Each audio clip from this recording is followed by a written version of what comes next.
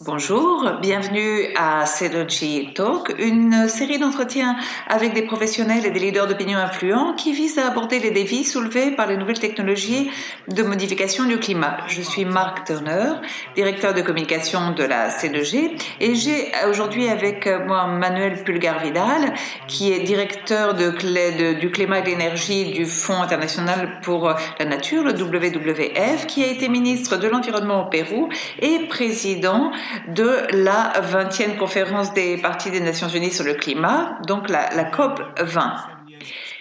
Il a 27 ans d'expérience comme avocat dans l'environnement, tant en droit qu'en politique. Il a fondé en 1996 la Société péruvienne pour le droit de l'environnement. Au Pérou, il a proposé et défendu les politiques de l'environnement du Pérou sous son mandat de ministre, et comme par exemple des politiques liées à la biodiversité et au changement climatique. Il a également mis en marche l'application de la législation sur l'environnement de différents pays et les politiques qui y sont liées. Bienvenue, merci beaucoup. Actuellement, nous sommes face à différentes crises qui sont liées, la biodiversité et les changements climatiques, entre autres. Comment pouvons-nous aborder ces crises d'une façon conjointe ?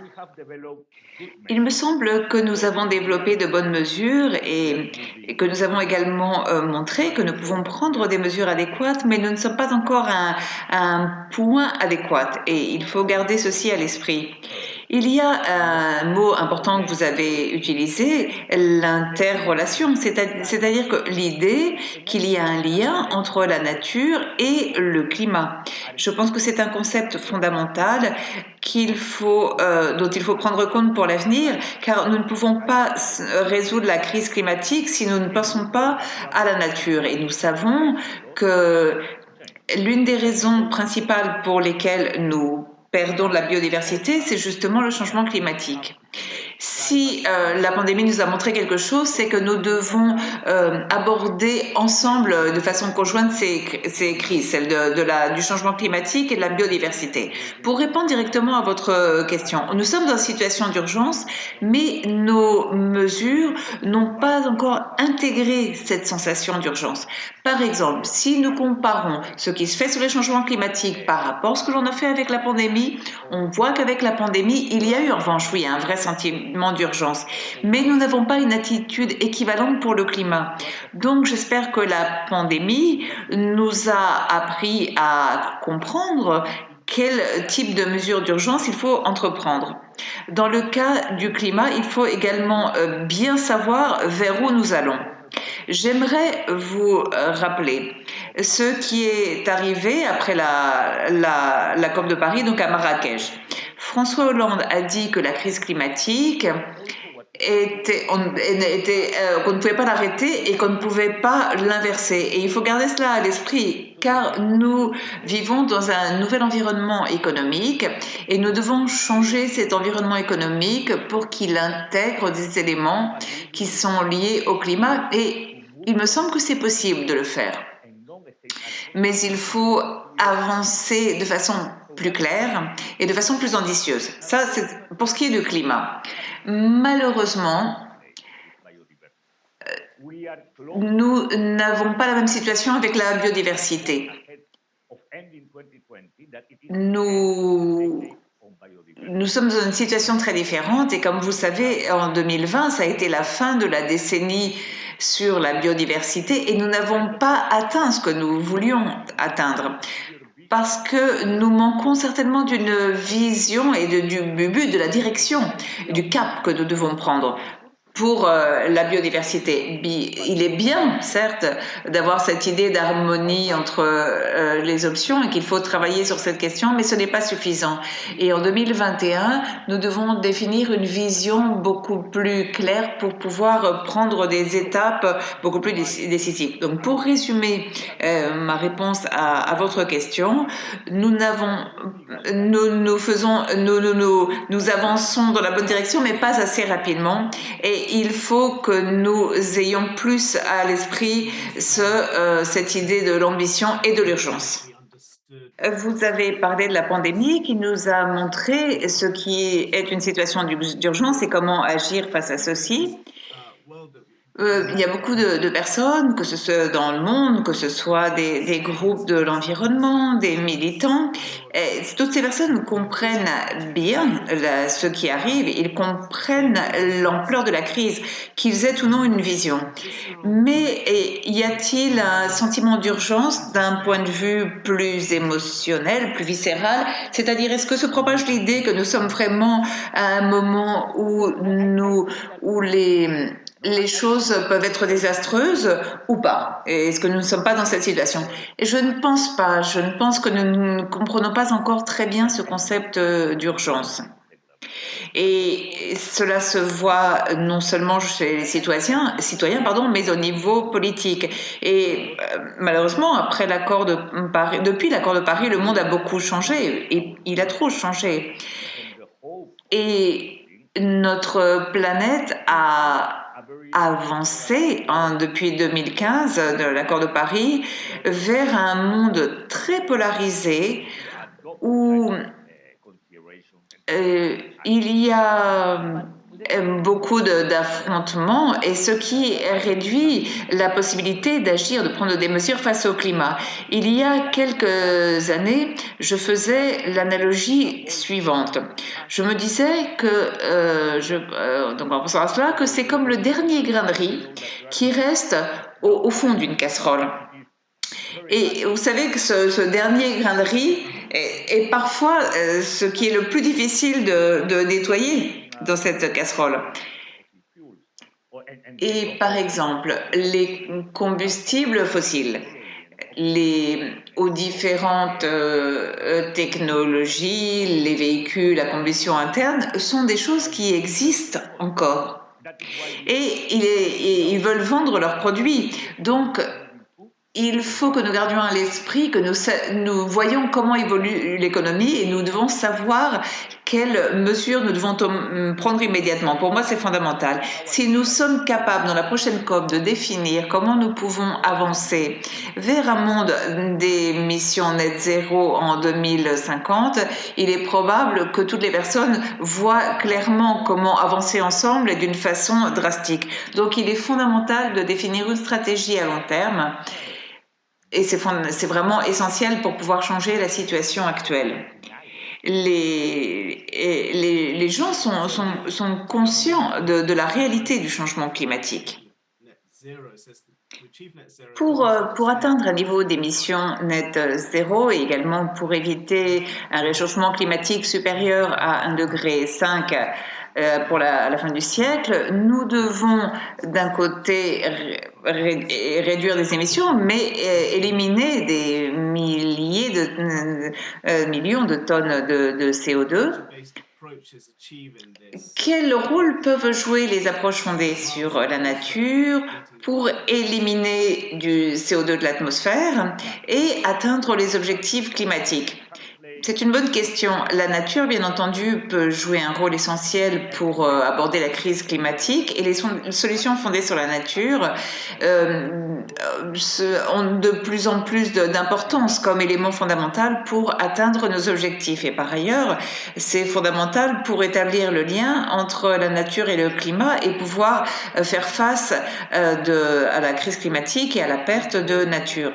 Nous savons que lorsque l'on parle de solutions fondées sur la nature, nous parlons d'un concept en perpétuelle évolution.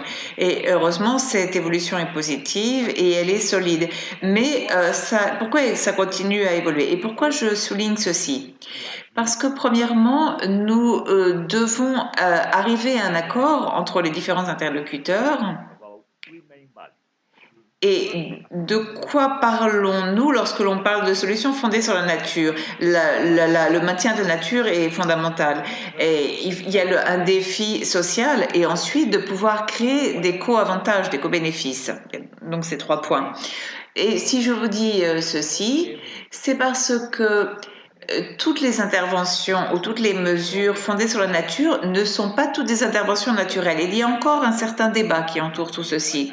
Il y a un concept développé par l'UICN qui a de plus en plus d'importance et ceci est positif. Et à partir de là, comme l'a aussi dit l'UICN, nous devons établir toute une série de critères et de normes Et pour ceci, les normes de l'UICN sont fondamentales pour savoir comment nous pouvons, par exemple, mesurer les défis sociaux que nous voulons aborder.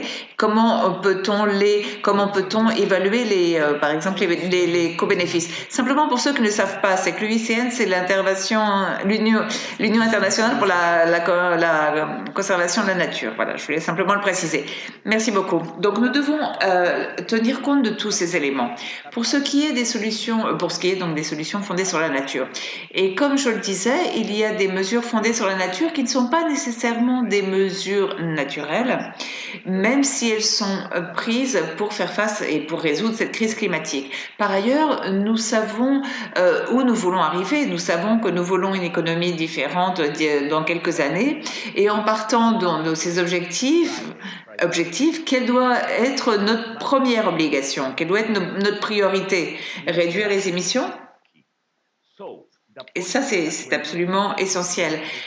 Par exemple, les solutions fondées sur la nature ou les interventions naturelles, si elles ne se soumettent pas aux obligations et priorités qui viennent de l'accord de Paris, eh bien, elles doivent avoir un second plan et il est essentiel de savoir quelles sont nos obligations et nos priorités pour pouvoir atteindre les objectifs que nous nous sommes fixés.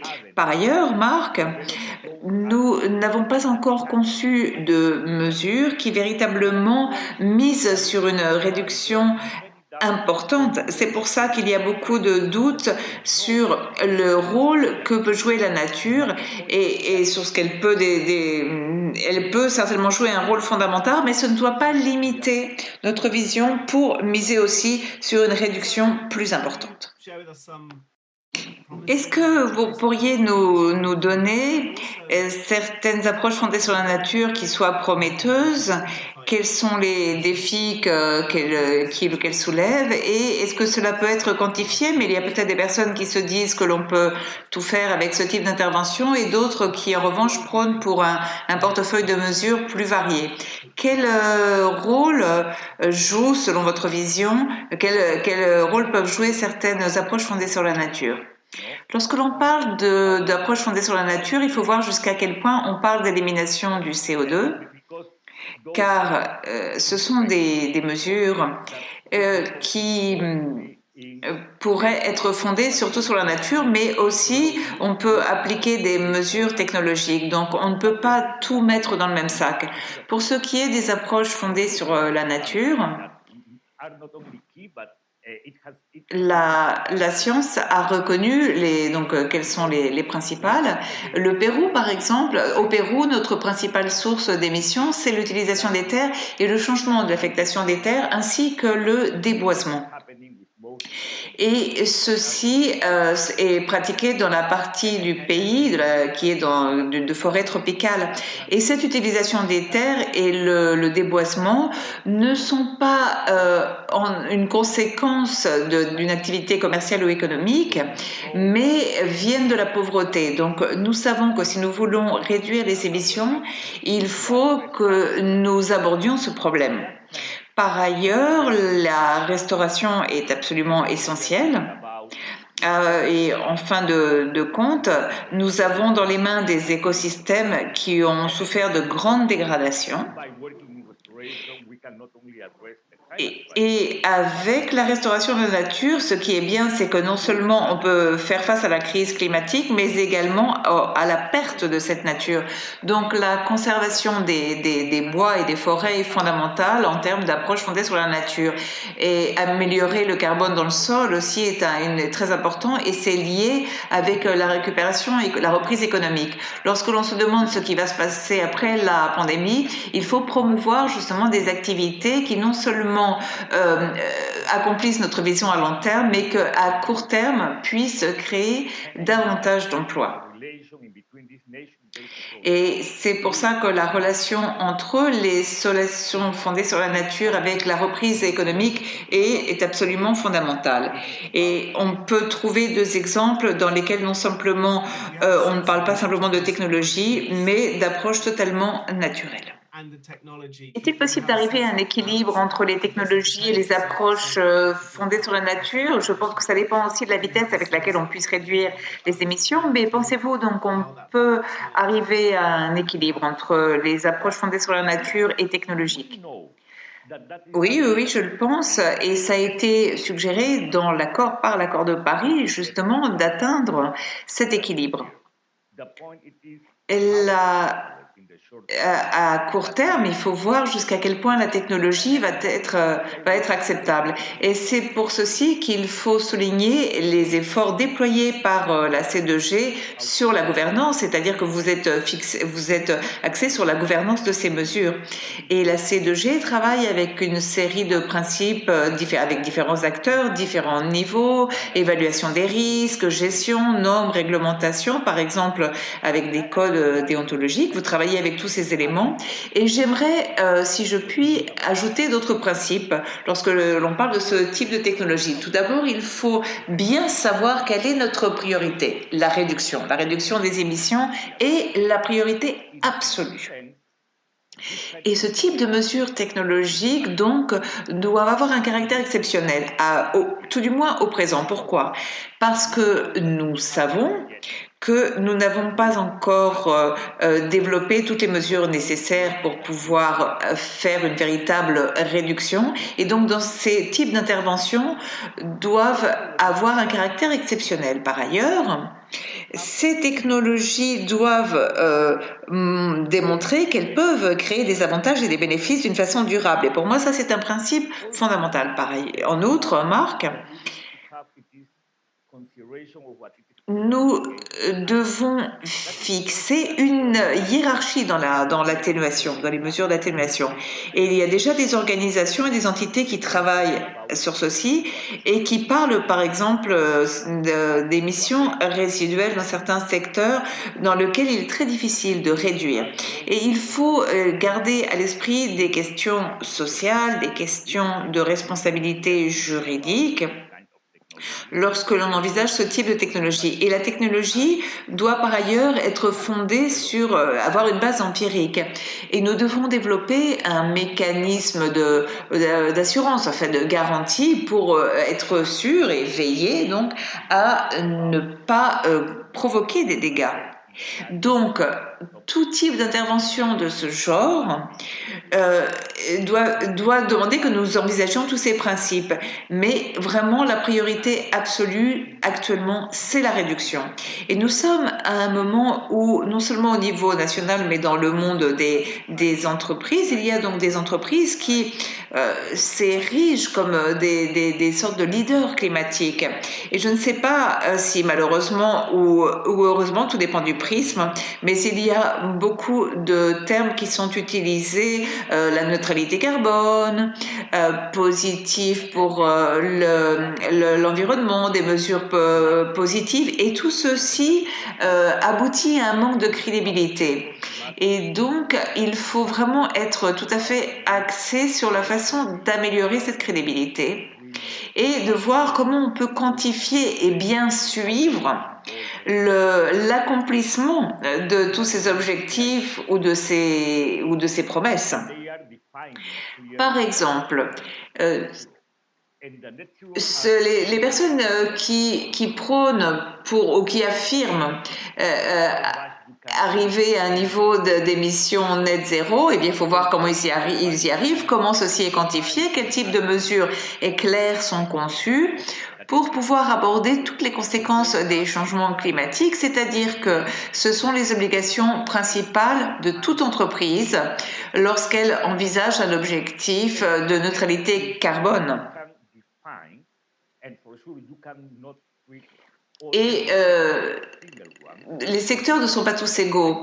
Il y a certains secteurs qui a des émissions qui sont plus difficiles à éliminer. Donc, d'où l'importance du concept d'émissions résiduelles qui devrait faire l'objet d'un type de mécanisme qui s'inscrive dans l'accord de Paris. Mais quoi qu'il en soit, nous ne pouvons pas nous nous permettre de voir que ce type de mesure nous détourne de ce qui est fondamental, c'est-à-dire de continuer à miser pour la réduction des émissions. Donc pour ce qui est du terme restauration, qui est utilisé, et on parle parfois aussi de réparation, comment comprenez-vous vous-même ce terme de restauration? Il y a des groupes qui utilisent ce terme de façon différente, avec différentes conceptions. Donc est-ce que l'on peut restaurer la nature, c'est-à-dire ce qui existait avant? Qu'est-ce que l'on entend véritablement par ce terme de restauration? Eh bien, lorsque nous sommes dans un territoire ou dans un bois dégradé, tout d'abord, il faut bien savoir ce que cela veut dire. Une forêt dégradée ne l'est pas pour la simple raison qu'il y a des espèces à vocation commerciale ou parce qu'il y a une série d'espèces. Mais si la forêt, même si cela peut affecter certaines espèces, et donc il continue à jouer son rôle écologique, ce n'est pas une forêt dégradée. Donc il faut bien dire ce que l'on entend par une forêt dégradée. À partir de là, la restauration consiste à maintenir, à conserver la fonction écologique de la forêt ou du territoire. Pour moi, c'est vraiment le principe fondamental de la restauration. Par exemple, une forêt tropicale comme est l'Amazonie, eh bien, la restaurer signifie que l'on va avoir des espèces qui peuvent conserver leur fonction écologique et que l'écosystème fonctionne comme il doit fonctionner. C'est-à-dire qu'il faut maintenir la diversité de la forêt, si l'on parle donc de restauration. Et il faut également réfléchir à différentes façons de travailler sur ce territoire ou sur cette forêt ou forêt tropicale d'une façon à ne pas causer, empirer la situation actuelle des puits de carbone de cette forêt, c'est-à-dire que ne soient pas réduites les capacités de réduire et d'absorber du CO2. Et il faut réfléchir donc à la fonction de l'écosystème, à la fonction écologique et à l'absorption de carbone. Donc le terme restauration peut être conçu de façon différente en fonction des différents objectifs que sont perçus par les personnes. Oui, cela peut être, d'où la nécessité de fixer des critères clairs et des normes très claires, comme par exemple, comme ça a été fait pour les solutions fondées sur la nature par l'UICN, et je crois que peu à peu, nous pouvons obtenir une meilleure clarté sur ce terme. Et l'UICN, par ailleurs, a fixé une série de normes, mais l'UICN est une entité qui n'est pas officielle en dépit du rôle qu'elle joue.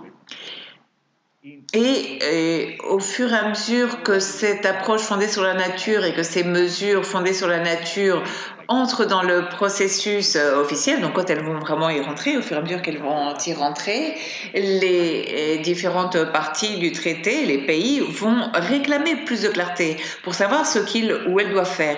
D'où l'importance d'avoir une série de critères et de normes. Et c'était donc fondamental pour pouvoir donner de l'élan à ces approches fondées sur la nature. Son rapport, le GIEC mentionne également d'autres approches, comme par exemple de pouvoir refléter et renvoyer la lumière solaire dans l'espace, c'est-à-dire de faire de la géoingénierie solaire ou procéder à la modification du rayonnement solaire.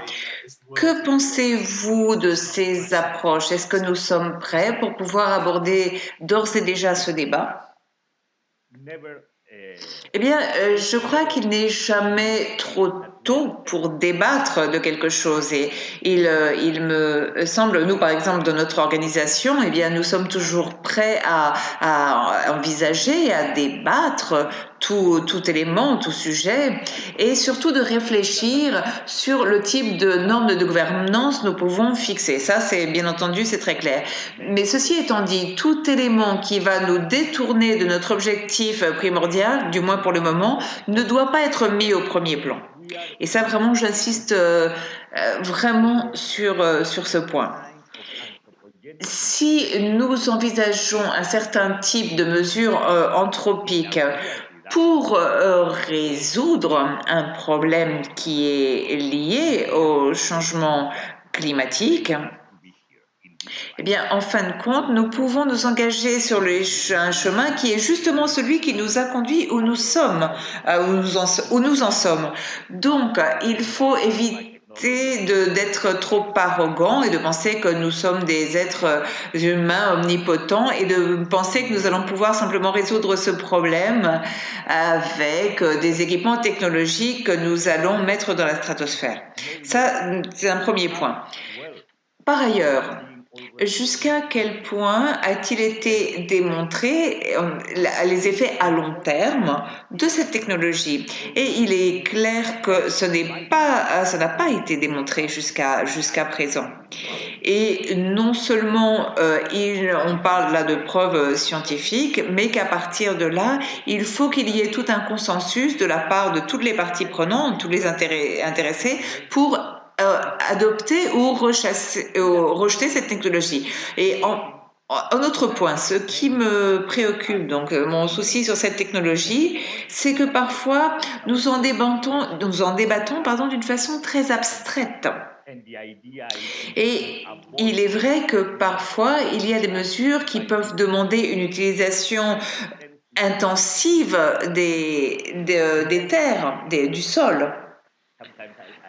Excusez-moi, parfois il m'est un petit peu difficile d'exprimer très clairement ce que je veux dire en anglais, mais donc ce que je voulais dire, c'est que donc si il faut une utilisation intensive du sol et de l'énergie, eh bien, ceci crée un problème, ceci se pose un problème. Donc, il faut vraiment penser aux répercussions directes et indirectes de cette technologie. Et donc, je répète, ce qui est important de fixer des principes de gouvernance.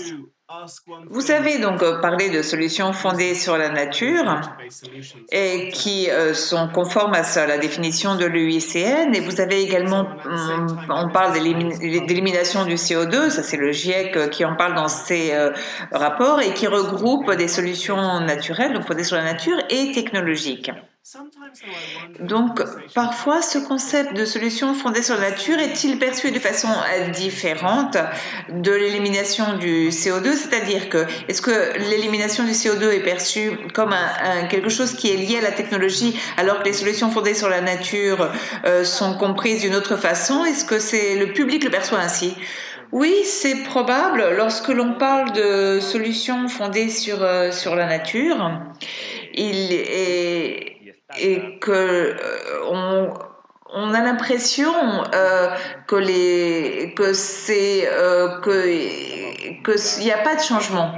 Alors que lorsque l'on parle de l'élimination du CO2, est intégrée cette notion, cette nuance d'altération, c'est-à-dire de changement des choses. Alors oui, il est vrai que beaucoup de personnes ne considèrent peut-être pas que les solutions fondées sur la nature font partie de l'élimination du CO2. Vous avez parlé d'une chose, mais j'aimerais revenir dessus, qui est quel rôle joue le WWF pour réfléchir sur l'élimination du CO2, de la modification du rayonnement solaire. Est-ce que vous vous impliquez dans ce type de débat? Oui, et d'ailleurs nous collaborons avec la C2G, comme vous le savez, pour voir comment nous pouvons fixer une série de normes et de principes qui réglementent ce type de mesures.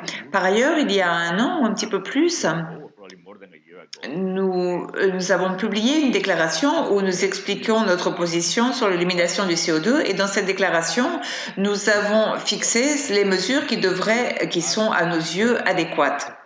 Et on parle de restauration de la fonction écologique, de la restauration des forêts et de l'amélioration du carbone dans le sol. Et c'est donc pour que ces mesures n'aient pas de répercussions sociales négatives, pour que soit améliorée la capacité de stockage du carbone et pour que soit protégée aussi la terre, les terres. Et ce sont donc les principes que nous défendons. Pour ce qui est de l'élimination du CO2, pensez-vous que l'UICN ouvre un débat qui intègre également des approches technologiques, pas simplement naturelles? Oui, c'est possible que ça soit le cas dans le Congrès mondial sur la conservation, donc organisé par l'UICN. eh bien, il y a en général, c'est un sujet qui serait très polémique. Il y aurait certainement des points de vue très opposés, mais les choses fonctionnent de la sorte, et c'est la façon de débattre de certains thèmes, qu'ils soient ou non polémiques. Et il s'agit de pouvoir avoir ce type de délibération et de débat. J'aimerais vous poser une question. Quel rôle peut jouer la Convention sur la diversité biologique par rapport, par exemple, à la Convention cadre des Nations Unies? Est-ce que ce type de débat sur des approches d'élimination du CO2 peuvent prendre de plus en plus d'ampleur?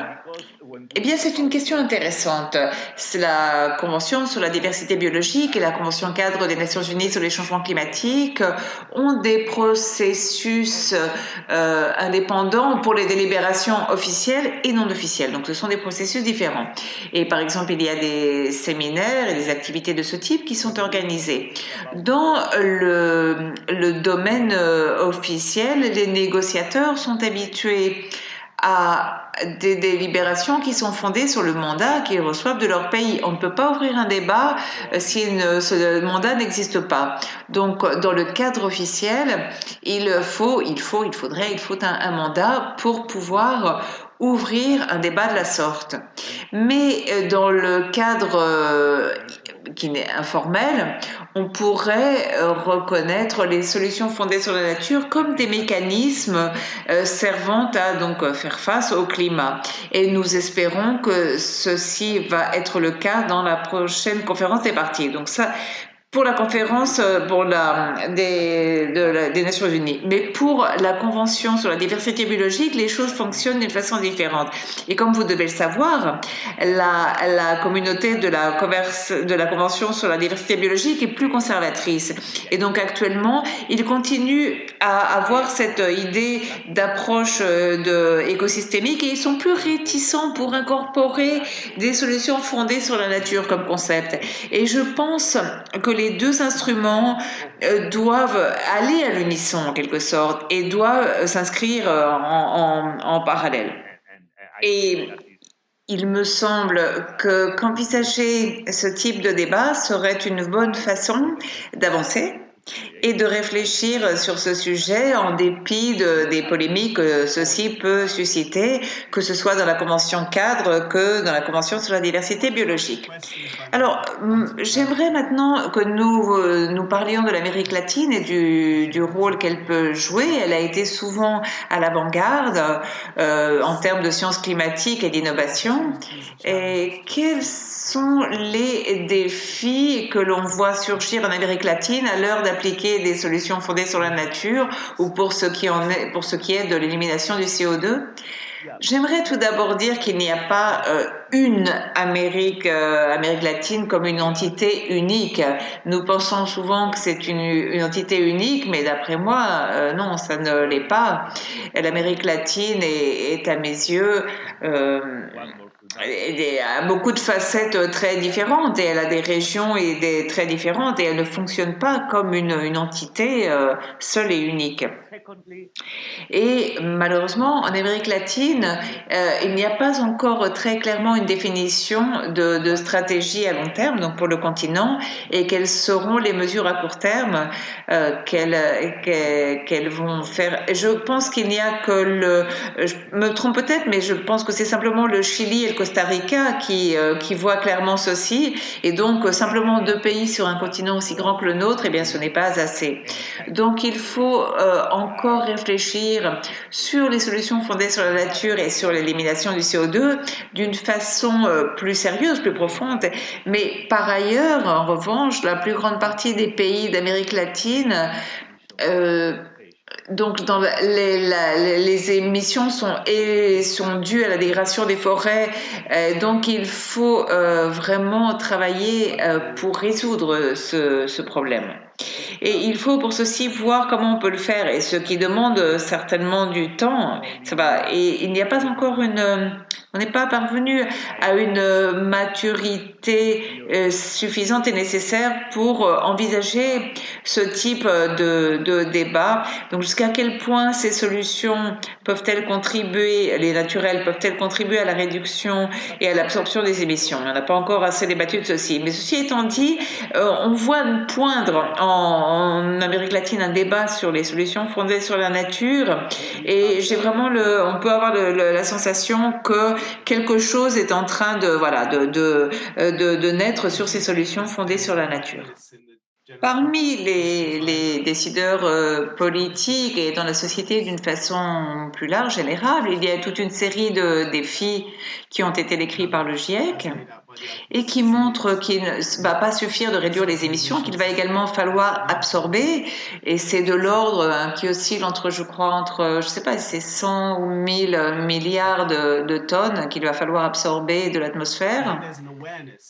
Comment pensez-vous que l'on puisse y parvenir? Eh bien, nous savons qu'en dernier recours, il faut atteindre un équilibre qui est stipulé dans l'accord de Paris entre les absorptions et les émissions, mais actuellement il faut vraiment mettre l'accent sur les réductions, non simplement en Amérique latine, mais dans le monde entier, et du moins c'est comme ça que le voit le WWF. Et il faut nous axer sur la priorité absolue qui est, pour avancer, le plus possible dans la bonne direction.